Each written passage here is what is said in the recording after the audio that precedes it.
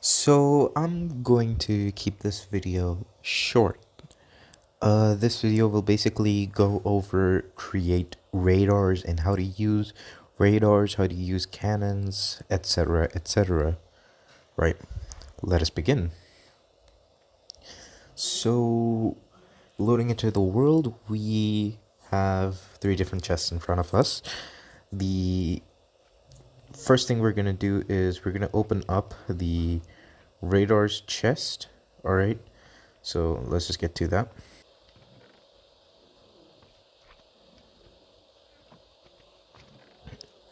All right, we're going to take everything from there, and we're also going to take the display link because that's going to be important. First, we're going to place down the motor right like that.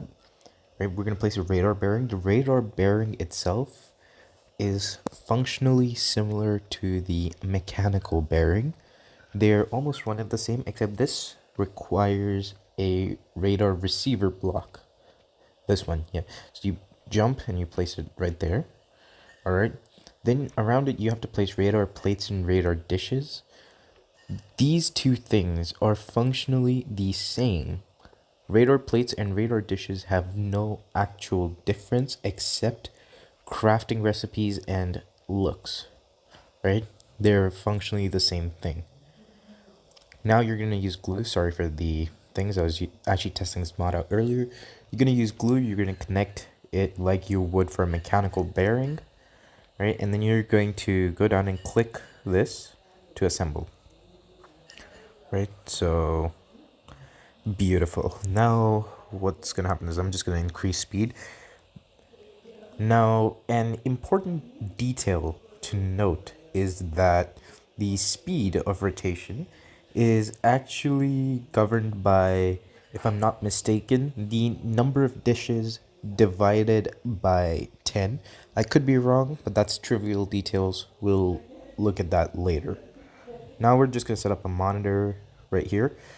Now, these monitors can be 4x4, 3x3, 2x2. You get it. It's almost infinite how many different orientations you can make. Now we're going to take a display link as we would for a regular monitor or display source. We click our monitor and then we place it on the mechanical bearing, sorry, the radar bearing, and you see that it turns on, and as you can see, there's this whole ass radar that you could use. You can select between what that radar shows. You can select where it shows all entities or no mobs. Like if I show no mobs, it will only show my blue player character. If I select only mobs, it will remove my blue player character and only show these red mobs. If I select players only, you saw what it does. But VS2 only. Now we're going to take the ship creator from VS2. Alright. We're going to just move all of this upside. Take a grass block. Right? Watch what happens. I shipify that. And you see that that shows up as a small little blip. Aside from that, I do the same here. You see a second one shows up. Now, watch one thing. Watch one thing very closely. I come here. I break it. It doesn't instantly disappear. It fades out. You see, it happens for this as well. It's a niche little detail, but it's really good. Right. Now, let's go forward with the cannon part. We're going to take all of this and we're going to assemble a basic cannon. Right. Let's take our redstone parts as well. Now, we're going to place a cannon mount down right about here. Yeah, so the breech is there. We're going to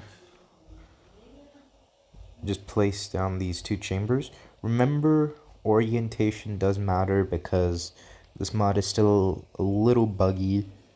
So now we're going to take two down. We're going to place a motor down here because we're going to use a very special block known as the yaw controller or automatic yaw controller. What this will do is it will communicate with the display, and it will basically tell it which direction to turn. That is the function of the automatic yaw controller.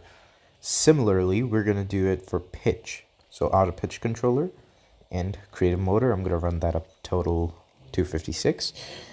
Right. Now we're going to place levers. Assemble that. Right.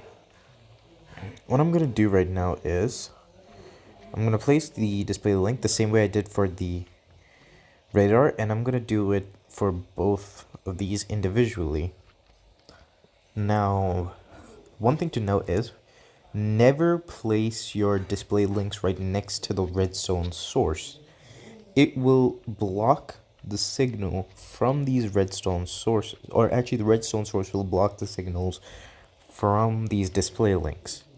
Alright, so never have these redstone sources next to your display links. Alright, now we're just gonna get the fuck out of here. Alright, we're just gonna use a regular link it to my left click, and we're just gonna test fire it once,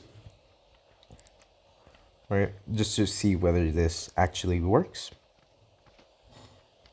Again, it works. So now we're just gonna go over to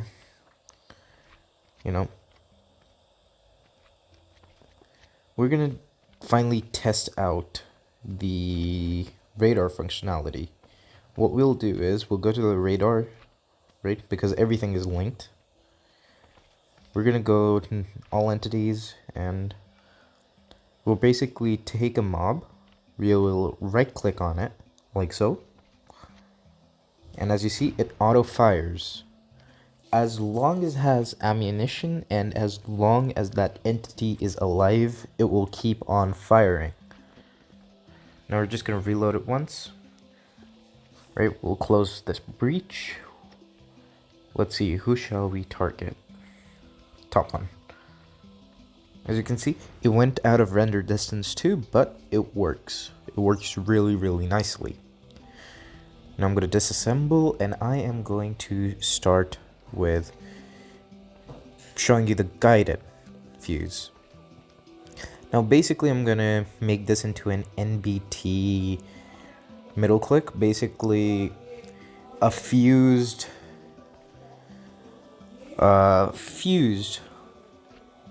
shell. Now what I did essentially was, this is me speaking post recording because the recording didn't get picked up for a lot of parts. I clicked with the fuse on the radar. I put that onto a fuse, and then I loaded that fuse into the cannon. You can see me having a little bit of trouble with that. I pointed this cannon upwards, right? Now the thing is, these fuses are actually linked to the display. These guided fuses actually make these cartridges into missiles of sorts. So what happens is, I can click any entity and I can fire this. You'll see me being confused for a short moment because it just went linear, right? I'll come back down and watch. As you can see, it guided itself to that entity, so it just killed it. Now, that's it for this video. Hope you guys found this useful, and enjoy.